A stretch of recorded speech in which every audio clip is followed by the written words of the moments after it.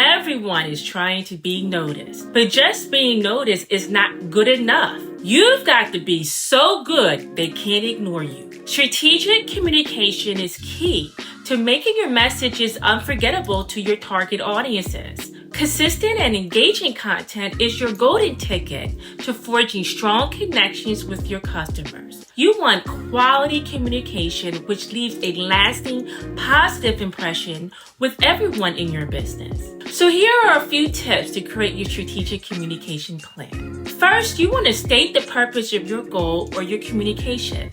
This will keep you on track and determine your effectiveness. Next, you want to identify your audience. You want to speak the language of those you aim to reach. Then, you should decide on your communication channel.